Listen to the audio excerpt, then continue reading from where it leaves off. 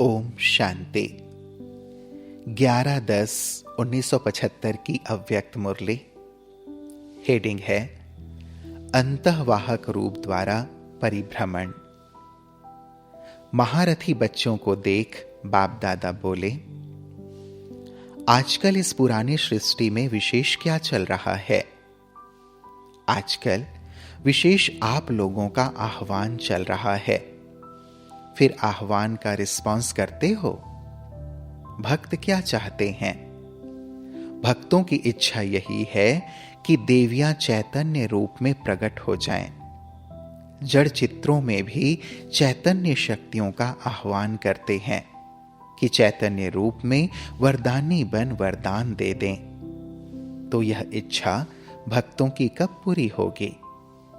भक्ति का भी अभी फुल फोर्स चारों ओर दिखाई दे रहा है। उसमें भी जैसे प्रैक्टिकल में बाप गुप्त है और शक्तियां प्रत्यक्ष रूप में हैं, ऐसे ही भक्ति में भी पहले बाप की पुकार ज्यादा करते थे, हे भगवान कह पुकारते थे।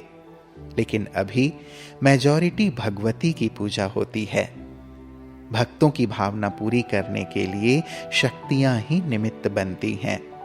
इसलिए आह्वान भी शक्तियों का ज्यादा हो रहा है। तो अब शक्तियों में रहम के संस्कार इमर्ज होने चाहिए।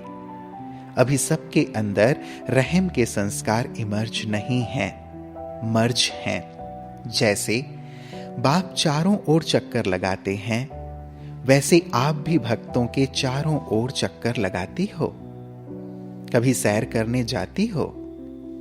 आवाज सुनने में आती है तो कशिश नहीं होती है। बाप के साथ साथ शक्तियों को भी पार्ट बजाना है।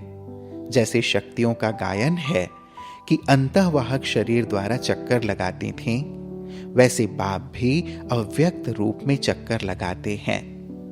अंतःवाहक अर्थात अव्यक्त फरिश्ते रूप में सैर करना, यह भी प्रैक्टिस चाहिए और यह अनुभव होंगे।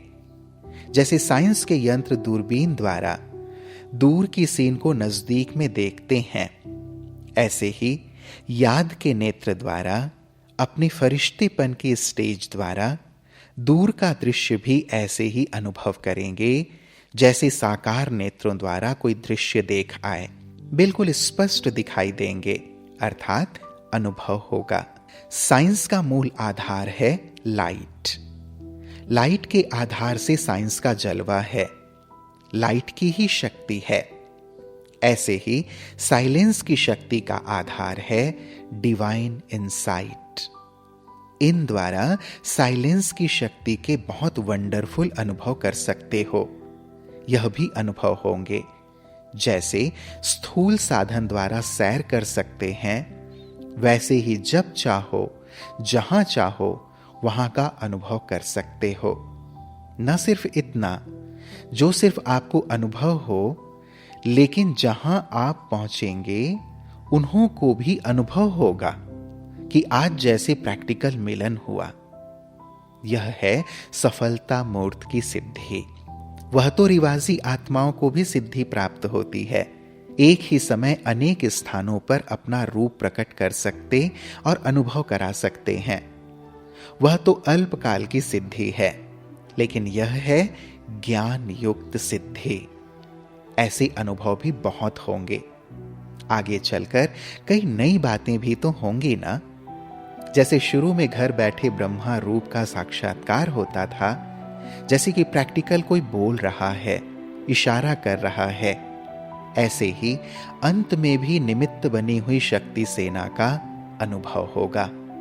सभी महारथियों का संकल्प है कि अब कुछ नया होना चाहिए। तो ऐसी ऐसी नई रंगत अब होती जाएंगी।